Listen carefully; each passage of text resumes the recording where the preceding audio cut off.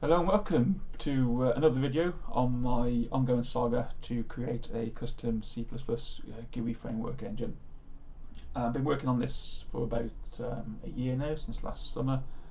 I released a quick video about a month ago showing you just a load of gadgets and how everything works and the mouse clicks and stuff like that. And for the past month I've been basically using it in anger for the first time to create my first app, which is going to be a DPaint 3 inspired pixel editor with just paletted index color mode. And as I've been using the framework, I've tweaked a lot of it in the background to make everything work a lot better. Added quite a few features, all in the back, so you won't see any new features here, but you'll see how all the gadgets just happen to work together, how they talk to each other, how they update each other, and it is pretty fluid. So for a quick update, everything you see on screen here is rendered using my own custom OpenGL back-end renderer.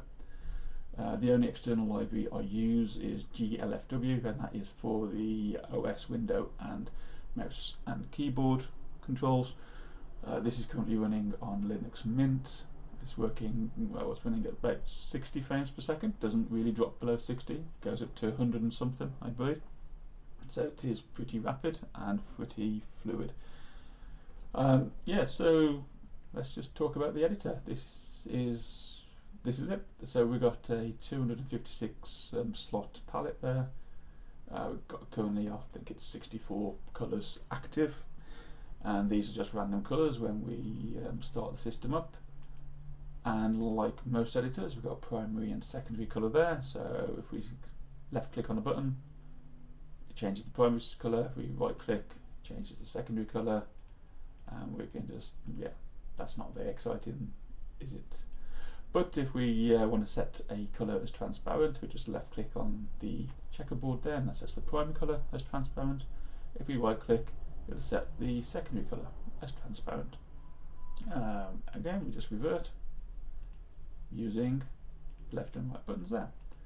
This little button here just records what the previous colour we was working on was, so we can just basically keep track of the previous colour we was working on in case we want to do a quick copy. Might remove that, don't know how useful it is, but there we go. So yeah, we're just selecting colours. Great, so let's actually change colours. So to change colours, we've got a palette editor. We can change using RGB, HSV, or create gradients. Now we'll go through these tabs one by one. RGB is your standard red, green and blue sliders. So there we go, we can change the red component, the green component, or the blue component. Which colour? We'll go back to colour 0 and see which one we're changing. There we go. We can also hover over the RGB spectrum and quickly select a colour from there. And as you see, all the sliders change in real time, all the values change in real time, the hex value changes. So that's all working automatically. We can change the values of the spectrum, so we can take out all the red, we'll add maximum red, or we can change it to a green spectrum, there we go, or a blue spectrum. And it's all still fluid in the background. We'll just change that to actually a red spectrum, put on maximum red, and we will set that to white. So the first colour now is white. Actually, we weren't too happy with that one. Let's undo, and there we go. Undo back to blue. We've got multi levels of undo. So that's all the little edits we was making. Actually, we'll stick it red. So there we go. So we've got red as the first colour. Now let's go to our second colour, and we'll go to the hue, saturation and value. Now this is a classic hue ribbon there, so it goes from red all the way through the spectrum back to red. So that's 360 degrees in the colour space. And as you can see, as I change the hue, the preview square changes. So I can set purple if I wanted to. There we go. Also, as I change the hue there, the colour of the saturation slider changes, so it shows you what colour you will actually get if you work on that hue. And we'll select a nice rich dark blue or maximum blue. This one here is the value of the value, so it's the brightness basically. So we go from black all the way up to white. So we'll have maximum brightness, and as you see there, the hex value is constantly changing too. So if you just want a normal hex RGB value, you can type it in there. In fact, I'll show you that how that works. If I want maximum red, just type in FF. Actually, that's maximum blue, isn't it? If I type in FF0000, that'd be red. There we go. Let's revert that to maximum blue. Oh, that's green. Blue. Right, so we've got a red and a blue, and we'll have a third colour. That one will do, and we'll make that one yellow. Yeah, bright yellow, full brightness, not enough green. There we go. So our third colour is yellow. Now, if I select the first colour, which is red, and I hold down Shift and select the second colour, which was blue, there we go. I automatically create a linear gradient between red and blue. Now, gradients are massively important in pixel art. They're used all the time, so you want an easy and quick way to create gradients. What most pixel artists do is draw colours on the actual canvas down here, then they use the eyedropper to select the colour, and then they paint it again but slightly change it, and it's basically like an old palette mixing knife, mixing oils on a palette with a palette knife. So yeah, it works, but it's slow and laborious. So I've made a way to basically just create automatic gradients. So as you can see, we are going from index 0 to index 15 at the moment, this top row here. We can actually change what portion of that gradient we assign to our colours. So if we want it more red, we just move these tabs to the red, and as you can see, there's very little blue there in that gradient. Again, if we want more blue, we can just switch the side of this gradient there and it gets more blue, or we've got purple to blue, we can have more purple, less red, or we just max it out. There we go. There we go. So now the hue, we can actually change the actual overall colour of this gradient. So if we go left, it gets more red. There we go. And we go right, it gets more blue. So it gets cooler or warmer. So we go full minus 180 degrees in the colour wheel, or full plus 180 degrees in the colour wheel, and it has a massive effect on the gradients. So if I select something like that one, if I release, all the indices at the top are automatically updated. Yeah, if I right click, revert to the centre. There we go.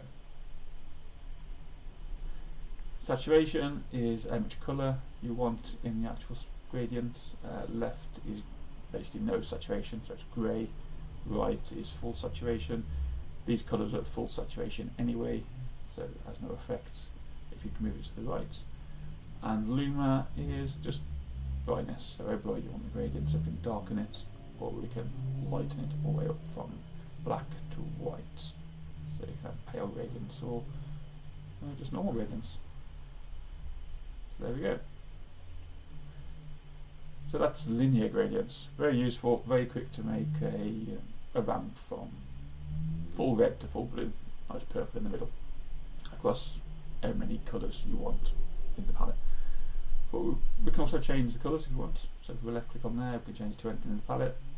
Okay, there we're going from blue to whatever that colour that was. Let's go to something there, green. We'll change that one to blue.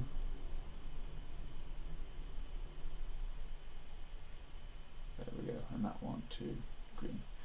Right, so we're going from blue to green, and that was just by clicking the index squares there, index frames.